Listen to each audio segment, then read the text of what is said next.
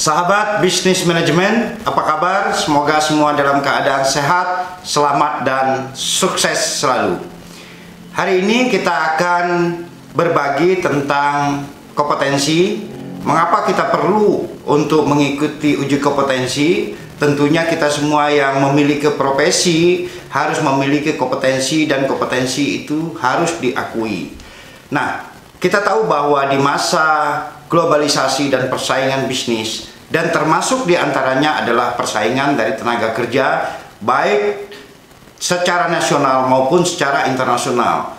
Jadi dengan adanya globalisasi artinya persaingan tenaga kerja yang menjadi luar biasa. Artinya setiap pekerja atau individu harus memiliki kompetensi yang memadai untuk bisa dapat bersaing.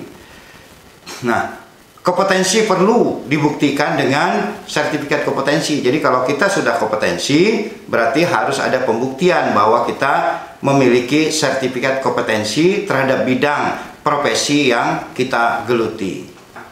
Apakah itu kompetensi?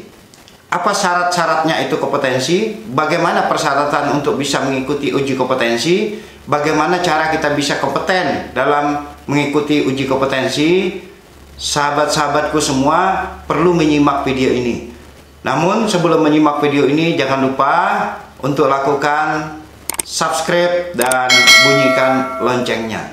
Jadi kalau kita memaknai kompetensi, banyak sekali pengertian-pengertian terkait dengan kompetensi, termasuk yang disampaikan oleh Stephen Robin tahun 2007 bahwa kompetensi adalah kemampuan ability atau kapasitas seorang untuk mengerjakan berbagai tugas dalam satu pekerjaan, di mana kemampuan itu ditentukan oleh dua faktor, yaitu kemampuan intelektual dan kemampuan fisik. Nah, kompetensi itu apa? Kompetensi itu sesungguhnya ada 3 unsur utama di dalamnya. Yang pertama adalah knowledge, yang kedua adalah skill, yang ketiga adalah attitude, yang diperlukan oleh individu agar sukses menangani pekerjaannya. Bahwa kata kunci daripada kompetensi pertama adalah knowledge, yang kedua adalah skill, yang ketiga adalah attitude. Terus apakah itu kompeten? Nah, orang yang dikatakan kompeten itu artinya kemampuan, ya. Kompeten diartikan sebagai kemampuan dan wewenang yang dimiliki oleh seseorang untuk melakukan suatu pekerjaan yang didasari pada pengetahuan, keterampilan, dan sikap kerja yang sesuai dengan unjuk kerja yang sudah ditetapkan. Nah, ini yang dinamakan kompeten. Nah, kompeten terdiri dari tadi ada 3 unsur, yaitu knowledge, skill, dan attitude. Nah, irisan daripada ketiga unsur inilah yang kita namakan sebagai kompetensi. 3 unsur ini harus dipenuhi. Nah, ini kita menjadi kompeten. Ya. Nah, terdiri dari apa saja dimensi-dimensi kompetensi ini? Dimensi kompetensi sesungguhnya ada 4 dimensi yang harus kita pahami. Ya, untuk bisa kompeten harus memenuhi 4 dimensi kompetensi. Yang pertama adalah task skill. Task skill adalah kemampuan yang dimiliki oleh seseorang dalam melaksanakan tugas secara individu. Jadi melaksanakan tugas individu, ya, namanya task skill. Itu yang pertama dimensi kompetensi. Yang kedua adalah task management skill, yaitu kemampuan seseorang untuk mengelola sejumlah tugas yang berbeda dalam satu pekerjaan. Tentu kita dalam melakukan suatu pekerjaan ada tugas yang berbeda yang harus diselesaikan, mulai dari merencanakan pekerjaan, melaksanakan pekerjaan, mengevaluasi pekerjaan, menyusun laporan daripada pekerjaan yang dilakukan. Jadi di situ yang kedua adalah task management skill. Kemudian yang ketiga adalah contingency management skill.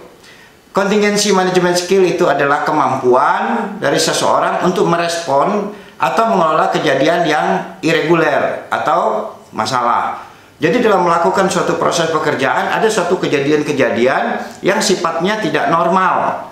Tentunya sebagai seorang yang kompeten harus memiliki dimensi ini. Dia mampu mengelola atau merespon terhadap kejadian-kejadian yang irreguler sehingga pekerjaan tetap berjalan dengan baik.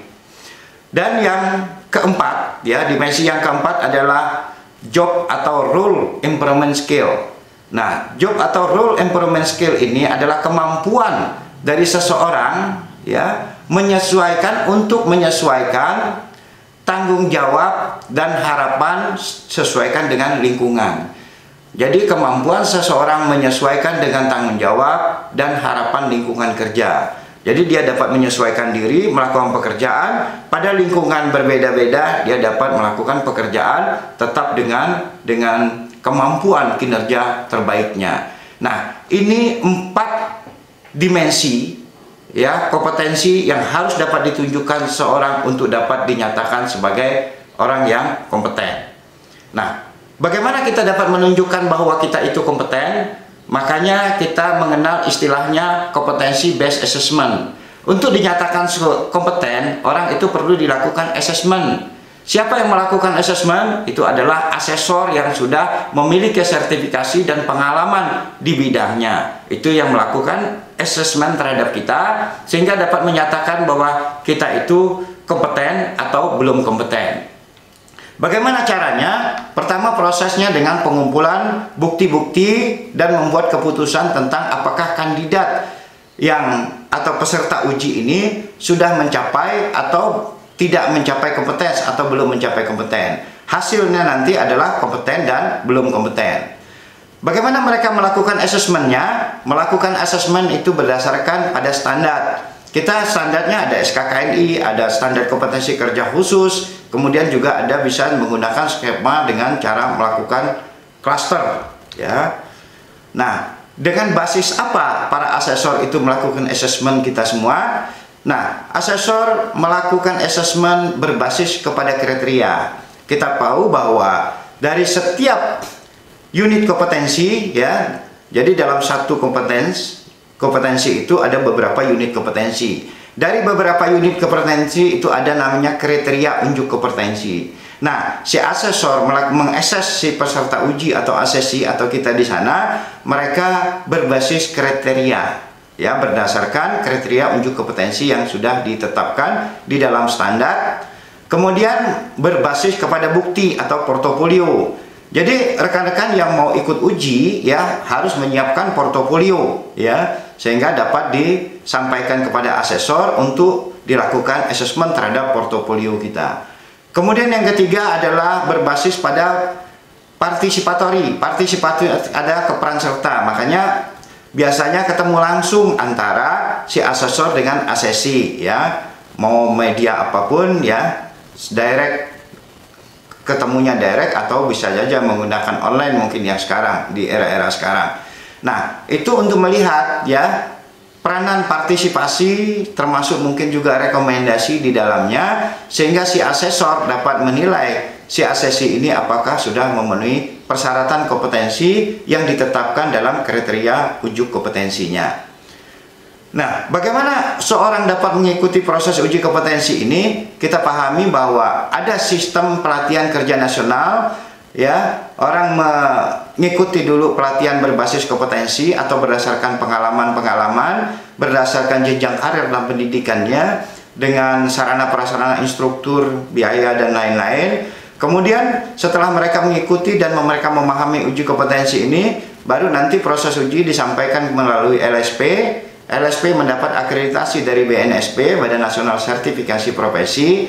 Kemudian setelah diverifikasi selanjutnya mereka ikut uji. Nah, dari ikut uji kompetensi ini berdasarkan pendidikan, pengalaman dan persyaratan dari masing-masing kompetensi. Setelah mereka diuji dan mereka dapat memenuhi semua syarat, dinyatakan kompeten dan mereka adalah menjadi tenaga kerja kompetensi. Kemudian dikeluarkanlah sertifikat kompetensi dari lembaga sertifikasi profesi. Nah, di mana tempat mereka melakukan uji? Ya, setelah mereka mengikuti pelatihan, ya, pelatihan atau BKL atau apa saja bentuknya, yang tentunya memberikan edukasi mereka disesuaikan dengan bidang pekerjaan berbasis kepada kompetensi. Kemudian mereka dapat diuji di TUK, tempat uji kompetensi, oleh LSP yang mendapat akreditasi dari BNSP.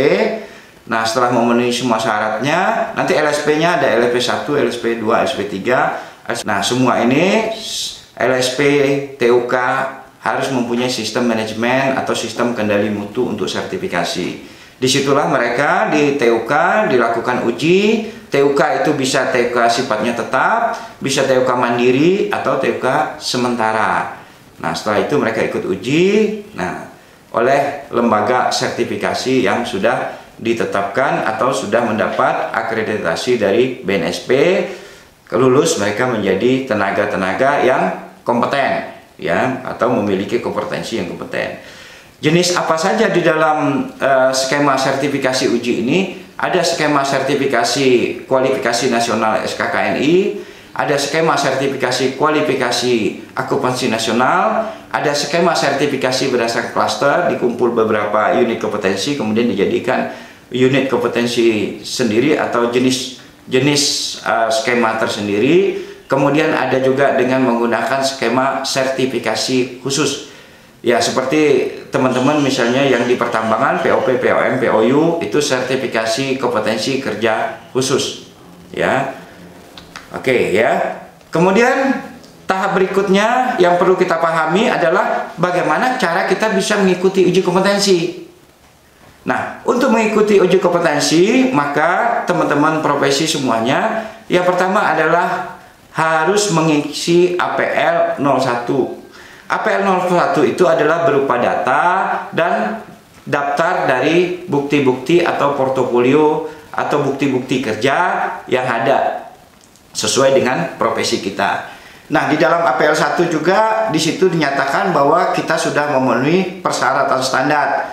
Ada berbagai macam kompetensi, diantaranya misalnya ada misalnya pengawas operasional pertama, misalnya lulus SMA, pengalamannya harus 10 tahun ya, pengalaman kerjanya di tambang. Lulus D3, pengalamannya harus 2 tahun. Kemudian lulus S1, pengalaman 1 tahun. Ini syarat-syarat semua dijelaskan di dalam APL 1, memuat tentang biodata dan bukti-bukti. Nah, APL 1 itu lebih pada permohonan mengikuti uji kompetensi. Setelah itu si asesi atau peserta uji atau kita yang mau ikut uji mengisi formulir namanya APL 02. APL 02 adalah formulir yang berisi tentang asesmen mandiri. Sebelum kita maju ke asesor untuk mengikuti uji, maka kita terlebih dahulu untuk menguji diri kita sendiri sesuai dengan jumlah unit kompetensi yang ada dalam skema sertifikasi yang akan kita ikuti. Nah, kita akan uji berdasarkan dari formulir 02 dengan mengisi semua kriteria uji kompetensi yang sudah ditetapkan dengan bukti-bukti portofolio yang memadai, sehingga kita dapat menyatakan bahwa seluruh unit kompetensi yang akan kita ikuti itu sudah dinyatakan kompeten oleh diri kita sendiri. Setelah APL 1 diisi, APL 2 terkait dengan asesmen mandiri ini diisi, dan semua kita checklist, kita nyatakan bahwa kita kompeten, baru ini kita kirim ke LSP. Nah, pihak lembaga sertifikasi profesi ini akan melakukan verifikasi terhadap dokumen uji. Nah, dilakukan verifikasi terhadap dokumen uji, apakah dokumen itu sudah memenuhi persyaratan, kelengkapan sudah. Kalau sudah oke, berarti peserta dapat mengikuti uji. Nah, selanjutnya baru dilakukan proses uji. Nah, asesor dari LSP menguji daripada asesi. Nah, dari proses ujilah si asesor akan melihat ya bahwa apakah si peserta ini uji ini sudah dapat dinyatakan kompeten atau belum dinyatakan kompeten. Nah, formulir APL 1-nya apa saja? Yang pertama adalah berisi tentang data-data pribadi. Terus yang kedua adalah daftar pekerjaan yang ada sekarang, pekerjaan gimana. Kemudian data sertifikasi ya. Kemudian daftar kompetensi yang diikuti ya. Kemudian adalah bukti-bukti daripada kelengkapan dokumennya. Nah, ini yang di APL 01 yang diisi. Kemudian di APL 02 tadi adalah asesmen mandiri yang berisi tentang unit-unit kompetensi yang akan diikutkan uji, ya kan? Kemudian nanti baru terhadap semua unit, itu dinyatakan di checklist semuanya. Nah, ini terkait dengan APL 01 dan APL 2 yang dimana untuk persyaratan sebagai bukti-bukti mengikuti uji kompetensi. Ada hal yang perlu dipahami oleh teman-teman semua agar portofolio atau bukti-bukti itu dapat dinyatakan diterima oleh para asesor dan dapat memenuhi syarat kompetensi. Maka syarat bukti ini harus ada 4 syarat yang kita kenal dengan istilah VATM, ya. VATM yaitu yang pertama adalah sifatnya valid. Nah, dapat dinyatakan valid apabila bukti memperhatikan elemen-elemen kriteria unjuk kompetensi, satu. Kemudian merefleksikan keterampilan dan pengetahuan yang dibutuhkan. Kemudian yang ketiga, mempertimbangkan penggunaan sebagaimana dikemukakan dalam batasan variabel-variabel di dalam kriteria unjuk kompetensi. Kemudian mendemonstrasikan kinerja keterampilan dan pengetahuan yang digunakan baik dalam kondisi kerja maupun simulasi. Jadi simulasi juga boleh, ya. Jadi dapat membuktikan, ya, terhadap kondisi kerja real ataupun terhadap simulasi. Nah, yang pertama adalah bukti itu harus valid. Yang kedua, bukti itu harus autentik. Autentik artinya apa? Bahwa si asesi, ya, membuktikan diri bahwa pernah melakukan pekerjaan yang dimaksud. Jadi autentik bahwa dia membuktikan pernah melakukan pekerjaan yang dimaksud. Kemudian dapat diakui atau dilakukan verifikasi, ya. Kemudian yang ketiga adalah T yang terkini. Dapat mendemonstrasikan keterampilan dan pengetahuan yang terkini dari asesi. Kemudian memenuhi standar terkinian. Jadi standar terkinian berarti bukti-bukti yang disampaikan atau portofolio yang disampaikan adalah portofolio yang terbarunya, ya, sesuai dengan kondisi aktual, kondisi real dan yang terbarunya. Kemudian yang keempat adalah sifat memadai. Memadai itu artinya dapat mendemonstrasikan kompetensi setiap saat. Mendemonstrasikan kompetensi secara berulang. Jadi memadai, dia berulang, dia lakukan terus-menerus. Ini loh, buktinya tidak hanya satu kali, tapi terus-terusan dia memang membuktikan diri bahwa melakukan itu. Nah, ini dapat dinyatakan memadai. Kemudian tidak berkurang kemampuan persyaratan bahasa, literasi, dan numerasi. Artinya apa? Bahwa dia sudah membuktikan, ya, bahwa dalam melakukan pekerjaan dia tidak menurunkan kapasitas, terus-terus membuktikan kemampuan kerjanya. Maka ada 4, ya, syarat bukti yang mesti kita penuhi sehingga kita dapat mengikuti uji kompetensi ini dan dinyatakan kita bisa kompeten. Nah, teman-teman semua, dalam melakukan proses uji kompetensi ini nanti ada asesor, ada asesi kita. Bagaimana agar kita dapat menguasai semua KUK dengan mudah? Saya kasih satu tip kepada teman-teman semua. Jadi saat teman-teman mau mengikuti uji kompetensi, apapun kompetensinya, mau di uji kompetensi K3, uji kompetensi pariwisata, uji kompetensi instruktur, uji kompetensi pengawas operasional pertama, POP, POM, PUU, ya, maka yang Anda pahami dulu adalah skema kompetensinya. Dari skema kompetensi ada unit kompetensi, misal POP ada 8 unit kompetensi, POM ada 8 unit kompetensi. Dari masing-masing unit kompetensi ada kriteria unjuk kompetensi. Nah, dari kriteria unjuk kompetensi inilah yang teman-teman semua harus buktikan kepada para asesor bahwa teman-teman memenuhi semua kriteria unjuk kompetensi. Lebih mudahnya apa? Bahwa dari masing-masing unit kompetensi ini teman-teman lakukan mapping, peta dulu. Dari unit kompetensi 1 melaksanakan tugas dan tanggung jawab sebagai misalnya pengawas operasional media. Tugas tanggung jawab apa? 1 ini, 2 ini, 3 ini. Nah, semua dijelaskan. Melaksanakan peraturan perundangan. Apa sih peraturan perundangan terkait dengan pekerjaan? Kemudian dari masing-masing peraturan perundangan yang terkait dengan pekerjaan kita mapping, ya, kita petakan. Nah, sampai penjelasan di tempat kerja kita dan menjelaskan bagaimana cara kita memenuhi regulasi. Nah, dari masing-masing unit kompetensi ini teman-teman petakan semua, ya, dilakukan mapping atau disederhanakan, ya, disederhanakan sehingga semua ruang lingkup terkait dengan unit kompetensi dapat dipahami dan dapat dijelaskan bagaimana teman-teman semua dapat mengimplementasikannya di tempat kerja masing-masing. Untuk mengikuti sebuah uji kompetensi tentunya tidak begitu sulit, asal teman-teman semua memahami kerangka dan batasan di uji kompetensi. Karena sesungguhnya yang diuji bukanlah hal yang baru.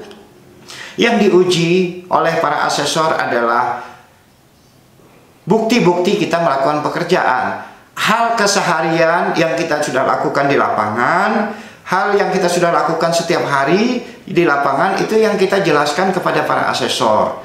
Ya, kita hanya menjelaskan apa sih yang dilakukan berdasarkan skemanya seperti ini, peraturan seperti ini, saya lakukan seperti ini. Ini loh keseharian saya. Jadi hanya menggambarkan sesuatu yang sudah kita lakukan. Beda kalau teman-teman mengikuti pelatihan, mungkin sesuatu yang baru yang belum dipahami. Tapi kalau teman-teman diuji kompetensi, artinya yang memang pekerjaan-pekerjaan, aktivitas-aktivitas yang sudah kita lakukan. Inilah kiat-kiat teman untuk bisa sukses mengikuti uji kompetensi, dan bagaimanakah proses-proses mengikuti uji kompetensi. Harapan saya semuanya teman-teman nanti bisa menjadi profesi-profesi yang berkompeten, masuk ke dalam organisasi bisa merubah kinerja organisasi menjadi lebih baik. Jika itu dikembangkan untuk melakukan bisnis secara individu atau di organisasi-organisasi yang bukan perusahaan, teman-teman dapat mengarahkan meningkatkan kinerja menjadi lebih baik dan seterusnya. Ini yang dapat saya sampaikan dalam kesempatan kali ini. Salam kompeten.